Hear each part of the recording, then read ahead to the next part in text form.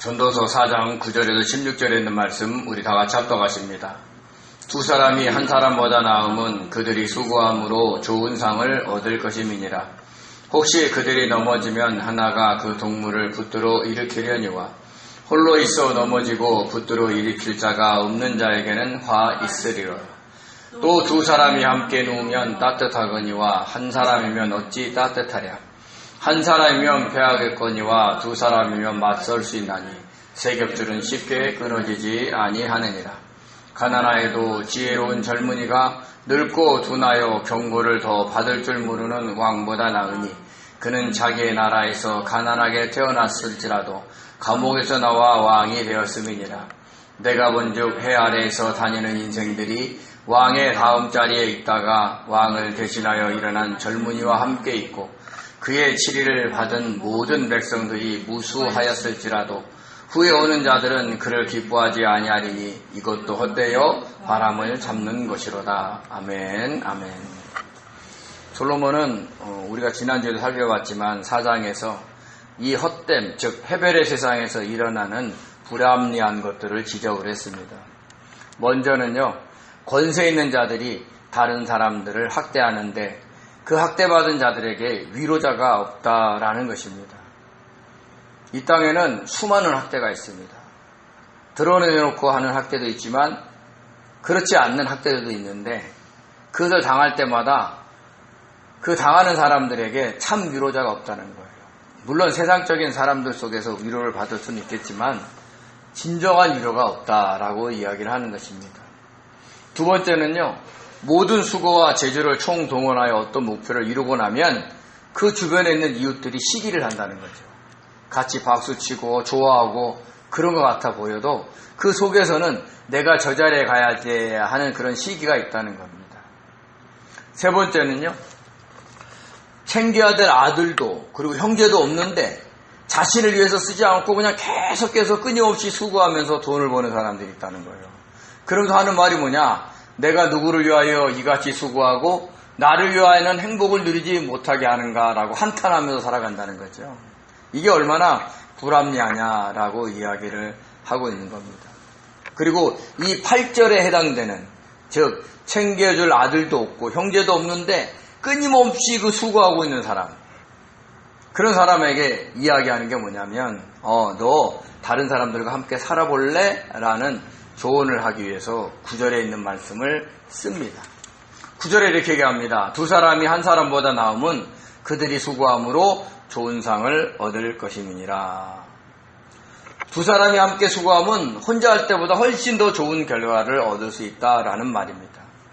우리 옛날 속담에 백지장도 맞들면 낫다라는 말이죠. 그러니까 무슨 일을 하든지 혼자보다는 둘이 하는 게 훨씬 수월하다는 거예요. 왜냐하면 그 일을 할 때 외롭지 않아요. 뭐 서로 얘기한다든지 막 이러면서. 그러니까 서로 위로가 되는 거예요. 1절에 학대받은 자에게 위로자가 없다 그러잖아요. 그러니까 이게 같이 일하다 보면 서로에게 위로자가 될 수 있다라고 이야기를 하고 있는 겁니다. 군대에 입대하면 훈련 기간에는 이 사회생활했던 몸이었기 때문에 훈련소에 있는 훈련이 엄청 힘들어요. 근데도 버틸 수 있는 것은 똑같은 처지에 있는 동기들이 많아서 같이 고생하니까. 같이 고생하면 그 고생이 혼자 고생할 때보다 훨씬 더 수월하거든요. 아, 나랑 똑같은 처지에 있는 사람이 있구나. 나처럼 힘든 사람이 있구나. 이렇게 보면서 서로 위로가 되기도 하죠. 주님께서도요, 제자들을 파송할 때 꼭 둘씩 짝을 지어서 보냈습니다. 왜냐하면 혼자 갈 때에 복음 전하는 것과 누군가 같이 가면서 복음 전하는 게 훨씬 더 힘들고 그리고 더 강력하게 복음을 전할 수 있어요. 상대적으로 이단들도요, 전도할 때 두 사람뿐만 아니라 여러 사람이 막 때려잡아 다닙니다. 특별히 그들은 혼자 있을 때는 자신들의 교리가 튼튼하지 않기 때문에 궁지에 몰릴 수가 있으니까 여러 사람과 같이 다니면서 막 그 기세로 자기네 교리를 전하고 있는 겁니다. 이단과는요, 성경에 대해서 대화해서는 절대 안 됩니다. 그들은 질문식으로 대화를 해요. 아버지 하나님 있으면 하나님이 부부니까 어머니 하나님 있지 않겠습니까? 그래서 나중에 그 사람이 장기자시다 이렇게 얘기도 하고요. 또 성경에 있는 얘기를 쭉 하다가도 그 사람이 누구다 라고 이런 식으로 얘기를 했으니까 물어보면 답을 하잖아요. 그 답을 근거로 계속해서 자기가 정통하다는 것을 우깁니다. 그러면 성경을 신구약을 정확히 알지 못하는 사람들은 당하기가 쉽습니다. 그래서 여기가 진리구나 이래갖고 거기 훅 빠져들어가요. 그래서 14만 4천에 자기가 속했기 때문에 자기들만 천국 간다고 막 엄청나게 자랑하고 지금 다닙니다. 근데 분명한 것은 제가 장담하는데 그들은 다 멸망으로 갑니다. 예수 그리스도를 믿지 않고 믿는다 할지라도 건성으로 믿고 눈에 보이는 교주에 현혹되어 있기 때문에 그래요. 만약에 이단들과 논쟁한다 그러면 성경 갖고 논쟁하지 마시고 그 교주들의 행태를 갖고 논쟁을 하세요. 이단들은 있잖아요. 큰 행사를 엽니다. 막 자기를 세상에 드러내요. 통일교도요. 엄청난 큰 행사를 합니다. 다른 교주도 그래요. 그리고 또 공통적으로 뭐냐면 흰말을 타요. 요한계시록에 나와 있는 백마 탄 주님처럼 행세하려고 꼭 흰말을 타요. 근데 놀랍게도 그들은 이 땅에 돈을 너무 사랑해요. 그래서 보이지 않게끔 돈을 많이 챙기고 재산도 많이 갖고 공금도 횡령을 많이 합니다. 지금 그분들의 그 성도들 찾아가면 우리 교주님처럼 검소하고 가난한 사람이 없다고 얘기해요. 어떤 분은 뭐 자기 이름으로 집도 없다 그래요. 다 자녀, 부인 이름으로 다 만들어 놓고. 그리고 어떤 사람은 마치 대통령처럼 지나가는 교통 다 막고 자기가 대통령 차처럼 싹 지나가면서. 그러면 그 경호 인력을 동원하려면 얼마나 많은 돈을 들겠어요. 쓸데없이 돈을 쓰면서 행세하는 걸 가지고 야단을 치라는 거예요. 주님이 그렇게 하십니다. 이단들에는 그런 행태를 가지고 꼬집어야 돼요. 그래서 이단들하고는 1대1로는 어떻게 할지 몰라도 막 그룹 지어서는 그들을 못 당해냅니다. 근데 사실 그러라고 짝지어진 게 아닌데 진짜 복음을 전하라고 주님이 얘기했는데 그들은 그것을 잘못 이용하고 있다는 것입니다. 중요한 것은 둘이 하나가 돼서 일을 하는 게 좋다는 거죠. 요즘에는 어떤 풍습이 있냐면 같은 당을 지지하지 않으면 결혼도 안 한답니다. 왜냐하면 결혼해서 싸우거든요. 당이 다르다고. 요즘 세태가 그런 세태가 됐습니다. 한편 이스라엘에 있는 팔레스타인 지역은요, 거칠은 광야 지역이 많습니다. 그래서 길이 험하고 그래서 실족할 수가 있어요. 누군가가 같이 가지 않으면 어떤 일이 벌어질지 모르는 거예요. 우리가 에베레스트 등산할 때도 같이 동료랑 가잖아요. 그 이유가 뭐냐면 누가 혹시 잘못됐으면 도와주려고도 같이 가는 거예요. 10절에 이렇게 얘기합니다. 혹시 그들이 넘어지면 하나가 그 동물을 붙들어 일으키려니와 홀로 있어 넘어지고 붙들어 일으킬 자가 없는 자에게는 화가 있으리라. 혼자 길을 걷다가 낭떠러지 떨어진다든지 아니면 발을 헛디뎌서 부러진다든지 그러면 큰일입니다. 왜? 주변에 도울 사람이 없어요. 황량한 광야거든요. 낮에는 엄청나게 기온이 올라가고 밤에는 뚝 떨어지고 짐승들도 많고. 그래서 그런 일들이 있었기 때문에 전도자인 솔로몬 코엘렛이 깊은 탄식을 하면서 화 있으리라 라고 슬픔의 감탄사를 내뱉고 있는 겁니다. 근데 두 사람이 같이 간다면 어떤 상황에서도 서로 도움이 되지 않겠냐, 위로자가 되지 않겠느냐, 이렇게 이야기를 하고 있는 겁니다. 신앙의 여정도 마찬가지입니다. 어떤 성도가 세상의 유혹 속에서 막 빨려갈 때 정말 믿음 안에 있는 사람들이 붙잡아 주셔야 돼요. 그리고 어떤 성도를 위로할 때 있잖아요. 막 인간적으로 세상의 상담식으로 그들과 대화하는 것은 자제하셔야 돼요. 그분들의 처지를 이해해주고 긍정해주는 것도 좋지만 그것을 넘어서 그가 주님께 더 기도하게 만들고 주님께 매달리라고 하고 주님과 만나는 것을 우리가 중매해주는 사람이 되셔야 돼요. 우리 몇 마디에 그 사람이 위로는 받을 수 있지만 거기에 주님이 없으면 세상 것하고 똑같아요. 그래서 저와 여러분이 진정한 위로자가 되려면 우리의 참 위로자이신 보혜사 예수 그리스도, 보혜사 성령님을 만나게 하셔야 돼요. 그 어려운 환경 속에서도 주님께 기도하세요. 반드시 성령께서 도와주시는 그 느낌, 그 역사를 만날 수 있습니다 하고 강조하셔야 돼요. 그래야 그분들이 우리가 없을 때도 진정한 위로자이신 그분께 위로를 받을 수 있다는 것을 잊지 마시기 바랍니다. 또 아까도 말씀드렸지만 팔레스타인은 광야 지역이 많아서 낮의 기온은 높고 밤의 기온은 떨어집니다. 그래서 길을 가다가 밤이 되면 사람들이 겉옷을 덮으면서 이렇게 모아 자요. 붙어서 잔단 말이에요. 11절에 이렇게 얘기합니다. 또 두 사람이 함께 누우면 따뜻하거니와 한 사람이면 어찌 따뜻하랴. 막 길 같이 걸어가다가 말다툼이 일어났어요. 그래가지고 유수 갈 때 막 따로따로 떨어져서 자. 그게 얼마나 춥겠냐는 거예요. 그래서 같이 함께 이렇게 맞대서 자는 것이 좋다라고 이야기를 하는 겁니다. 팔레스타인 지역에 있는 이스라엘 백성들은 항상 겉옷을 갖고 다녔어요. 낮에는 태양을 가리고 밤에는 이불로 덮는 거죠. 굉장히 중요한 물건입니다. 그래서 하나님은 겉옷만은 저당을 잡지 마라. 만약에 어떤 사람의 겉옷을 저당 잡았으면 밤 되기 전에 돌려줘라. 왜요? 그들의 생명을 유지하는 것이기 때문에 그렇다는 겁니다. 또 갑자기 어려운 일이 당하게 될 때 주변에 누군가가 도움을 청할 수 있다면 얼마나 안심이 되겠어요. 그래서 우리가 가족과 형제 외에 또 친한 사람들과 마음 터놓고 있는 사람들이 있으면 좋습니다. 만약에 그런 사람을 쉽게 사귈 수가 없다 그러면 주님과 친밀한 대화를 하십시오. 주님이 진정한 이웃이고 우리 위로자가 되기 때문에 그냥 주님한테 막 넋두리식으로 막 얘기하는 거예요. 제가 가끔가다 그래요. 속상한 일 있으면 막 주님한테 얘기합니다. 다른 사람이 보면 정신병자인지 모르죠. 근데 막 얘기하는 거예요. 주님이 뭐 저한테 무슨 얘기 안 하세요. 나 혼자 막 하는 거예요. 근데 굉장히 위로가 돼요. 주님한테 얘기하는 것으로 내가 생각하고 얘기하니까. 그렇게 주님과의 만남이 있는 것이 굉장히 중요하다는 걸 아셔야 됩니다. 또 팔레스타인에는 지형이 높아요. 예루살렘이라 할지라도 780m예요. 해발. 얼마나 높은 고지대예요. 그러니까 험산 균령이에요. 그러다 보니까 도적대가 있을 수 있어요. 그래서 12절에 이렇게 얘기합니다. 한 사람이면 피하겠거니와 두 사람이면 맞설 수 있나니 세 겹줄은 쉽게 끊어지지 아니하느니라. 우리 이 말 많이 들었죠. 3겹줄은 쉽게 끊어지지 않는다. 우리가 막 지푸라기를 이렇게 꼴 때도 3겹으로 꽂느냐 2겹으로 꽂느냐에 따라서 다르잖아요. 그런 것처럼 그 얘기를 하고 있는 거죠. 물론 도적대들이 많으면 두 사람이라도 봉변을 당하겠죠. 근데 그냥 어떤 한 사람이 대적을 한다 그러면 두 사람이 맞설 수 있지 않겠습니까? 근데 동행하는 사람이 3사람이다. 그러면 든든한 거죠.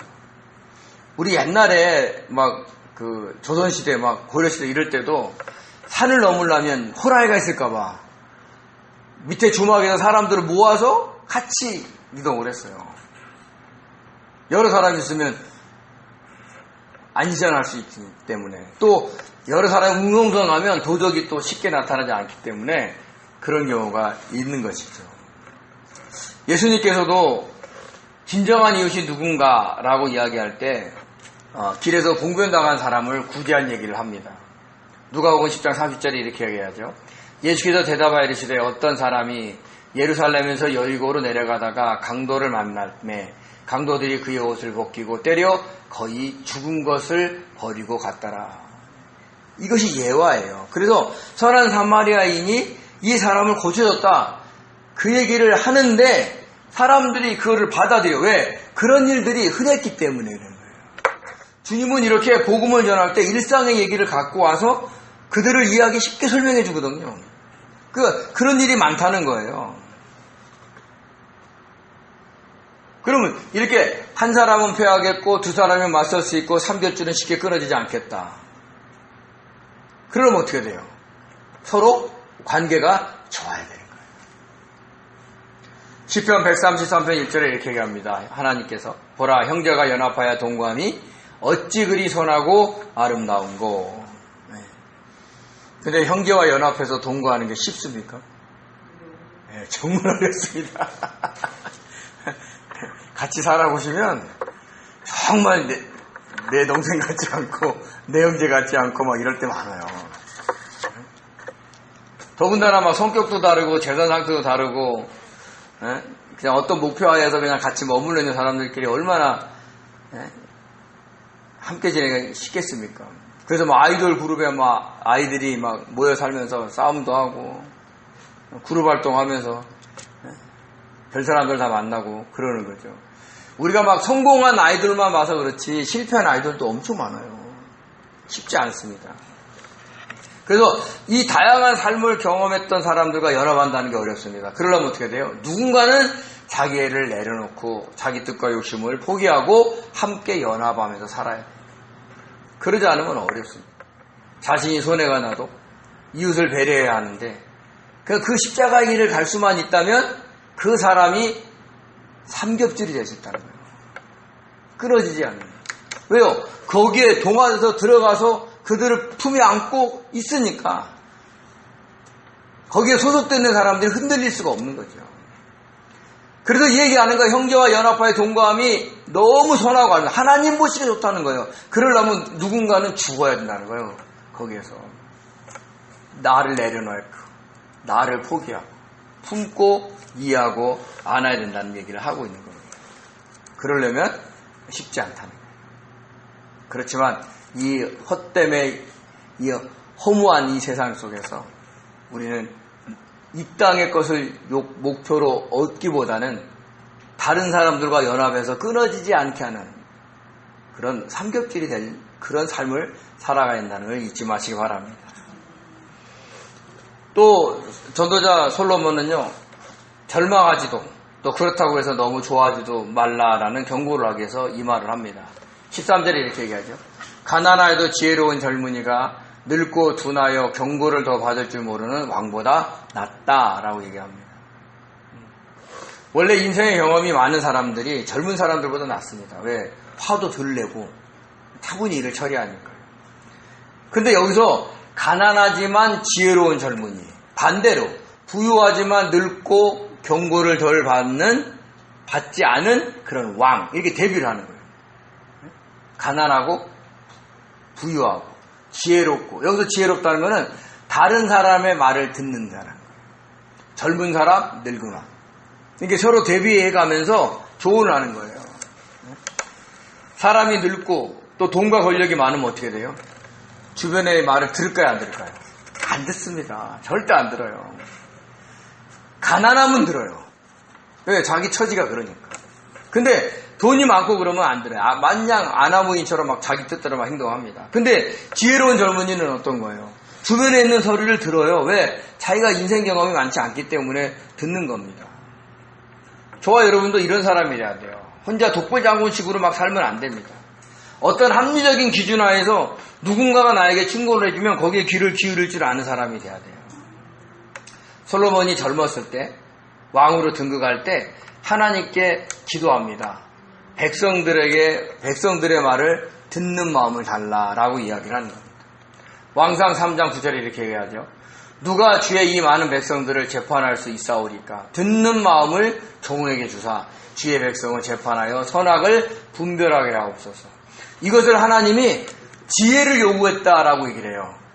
부기도 장수도 얘기하지 않고 백성들을 판결할 수 있는 지혜를 달라고 했다고 얘기한 거예요. 그 지혜로운 젊은이를 오늘 이렇게 솔로몬의 젊었을 때로 빗대서 이야기를 하고 있는 것을 아셔야 되는 겁니다. 그래서 이런 사람이 어떻게 되느냐? 14절에 이렇게 얘기하죠. 그는 자기 나라에서 가난하게 태어났을지라도 감옥에서 나와 왕이 되었음이니라 라고 이야기를 합니다. 감옥, 아사르바이트, 그러니까 강금하는 집, 이렇게 되는 거예요. 그러니까 지혜로운 젊은이는 태어날 때부터 가난하지만 또 심지어는 어떤 일로 해서 감옥까지 갔지만 나와서 왕이 되었다는 거죠. 이 글은 누구를 대비해서 썼을까요? 성경에 나와 있는 인물입니다.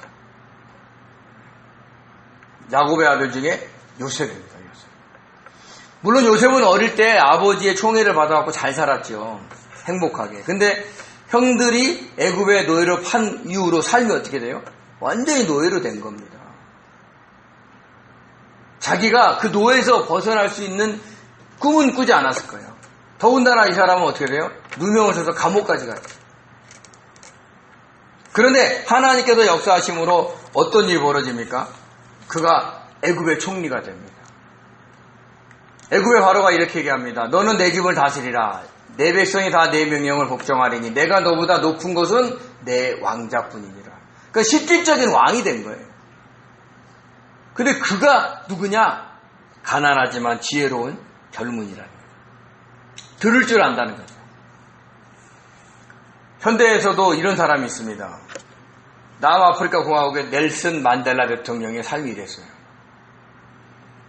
그는 남아공에 있는 옛 백인 정권의 인종차별에 맞서 투쟁하다가 1962년에 반역죄로 체포되었고 무기징역형을 받아서 27년 만에 출소를 합니다.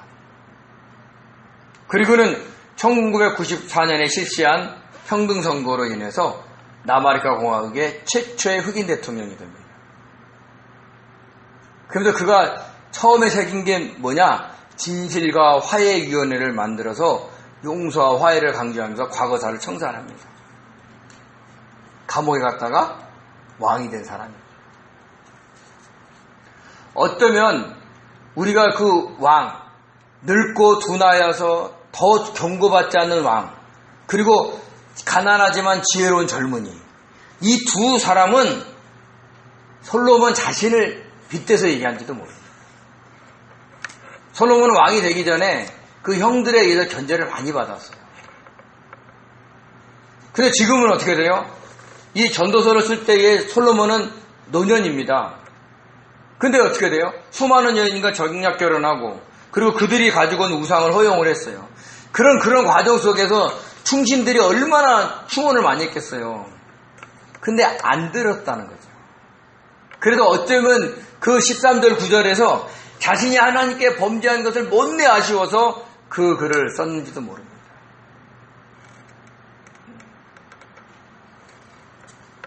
근데 더 헛된 것은 뭐냐면 15절 16절에서 이렇게 얘기를 합니다. 뭐라고 얘기하면 내가 본즉 해 아래서 다니는 인생들이 왕의 다음 자리에 있다가 왕을 대신하여 일어난 젊은이와 함께 있고 그의 치리를 받는 모든 백성들이 무수하였을지라도 후에 오는 자들은 그를 기뻐하지 아니하리니 이것도 헛되어 바람을 잡는 것이로다. 왕 다음 자리에 있다가 왕이 된 사람은 또 누굴까요? 다윗입니다. 솔로몬의 통치하에 있었을 때 하나님으로 인해서 기름 부음 받은 자가 다윗이거든요. 그러니까 자기 아버지를 얘기하는 거예요. 그래서 그 다윗이 온 이스라엘을 다 통일을 하고 하나님께 성군이라는 소리를 들어도 무수한 백성들이 그의 치리를 받았다는 얘기를 하는 겁니다. 근데 뭐냐? 후에 오는 자들은 그를 기뻐하지 않는다는 거예요. 다윗을 생전에 보지 않는 사람들. 다윗이 이런 통치를 해서 근데 지금 우리 형편은 뭐야? 그런 거예요. 인간이 통치하는 아무리 훌륭한 선정도 세월이 지나가면서 오래 계속 유지되지 않아요. 왕이 바뀌면서 정말 다른 걸로 변할 수가 있다는 얘기를 하는 겁니다. 요즘은 어떠세요? 요즘도 마찬가지예요. 대통령직을 아무리 선하게 수행을 해도 비리가 없이 퇴임을 해도 반대하는 사람은 그를 엄청나게 비난합니다. 반대로 엄청난 비리를 저질러도 추앙하는 사람은 또 추앙을 해요. 지금 미국의 트럼프 대통령은 재임한 지 1년 조금 넘었는데 자산이 14억 불이 증가가 됐어요. 2조에서 3조가량이 늘어난 겁니다. 자기의 정책으로 인해서 자기가 어떤 정책을 필 걸 미리, 그러니까 이거는 이제 추측하는 거예요. 정책을 발표하기 전에 미리 다 투자를 한다든지 뭐 이런 작업을 하는 거죠. 그래도 좋아하는 사람은 좋아해요. 세상이 그렇다는 거예요. 그래서 정말 헛되어 바람을 잡는 것이로다. 트럼프 대통령이 지금 80 훌쩍 넘었어요. 그러면 본인이 갖고 있는 그 엄청난 그 재산이 어떻게 되겠어요? 자녀에게 물려주고 본인도 가는 거예요. 세상에 트럼프라는 이름을 멋지게 새겨낼 줄은 몰라도 허망한 인생을 그렇게 살아가고 있다는 것을 우리가 아셔야 된다는 얘기를 하는 겁니다. 그래서 우리는 알아야 돼요. 우리가 이 땅에서 잘 살든 못 살든 우리 후에 오는 사람은 우리를 기뻐하지 않을 수 있다라는 겁니다. 왜냐? 우리의 삶의 그 발자취가 그들에게 영향을 못 줄 때, 오히려 짐으로 갈 때 그럴 수가 있다는 거죠. 그러므로 우리는 사람들의 칭찬에 너무 귀 기울이지 않아야 돼요. 우리가 가지고 있는 나이로 인한 권력과 재산으로 인해서 우리 앞에서 우리에게 친근하게 대할지 몰라도 우리 후대로 갈수록 우리를 칭송하지 않을 수 있는 경향이 짙다라는 것을 이야기를 하고 있는 겁니다. 그래서 사람에게 칭찬받으려고 하지 말고 우리는 하나님께 칭찬을 받으려고 해야 되는 거죠. 그럼 하나님이 칭찬을 뭘 좋아하시느냐? 아까 시편 133편 1절에 뭐라 그래요? 형제와 연합하여 동감이 어찌 그리 선하고 아름다운가. 분란하는 게 아니라 형제와 연합해서 사는 거예요. 특별히 믿음의 형제, 믿음의 가정은 연합하는 거예요. 서로 격려하고 도우면서 살기를 원하는데 그 모습이 좋다는 거예요. 하나님의 칭찬을 들을 수 있다는 거죠. 근데 문제는 뭐냐? 그렇게 연합해서 살려면 아까 얘기한 것처럼 어떻게 돼요? 자기를 내려놓으셔야 돼요.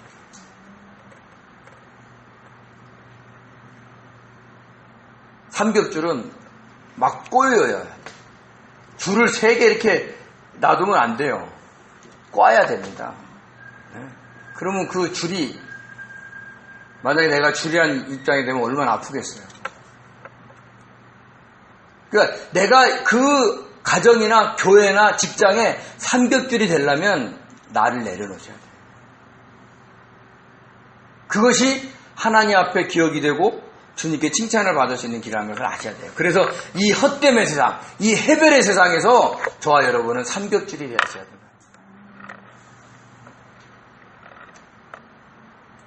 늘 자기의 뜻과 주장을 펼치기 전에 먼저 주님께 물어보고 주님께 물어봐서 주님의 뜻이 그렇다면 성령을 통해서 조명해 주신 거기 때문에 성령의 도우심을 또 구하면서 우리가 나의 힘과 능력으로 사는 게 아니라 성령의 능력으로 우리가 성령의 임하심으로 이 땅을 살아가는 그런 훈련을 하셔야 된다는 겁니다.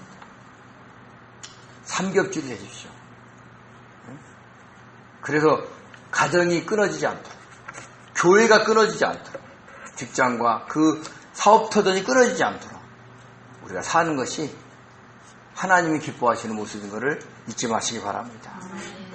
헛됨의 세상, 해별의 세상에서 삼겹줄이 되시기를 예수님으로 축원드립니다. 기도하겠습니다. 은혜로우신 하나님, 고맙고 감사드립니다. 하나님 무더위 속에서도 저희들을 지켜주셔서 이렇게 모여서 또 방송을 통해서 하나님께 예배하게 하시며 진심으로 감사드립니다. 하나님, 이 땅에 이루는 많은 것들이 다 헛되고 해별인 것을 알게 도와주시고 그 세상에서 하나님이 기뻐하시는 삼겹줄이 될 수 있도록 자기를 내려놓고 주님의 뜻 안에서 살아가는 그런 귀한 성도들 될 수 있도록 도와주셔서 성령의 역사하심이 무엇인지, 성령의 인도하심이 무엇인지를 경험하며 찬양하며 달려가는 믿음의 사람 될 수 있도록 축복하여 주옵소서. 함께 할 줄 믿사옵고 감사하며 예수님의 이름으로 기도드립니다. 아멘. 아멘.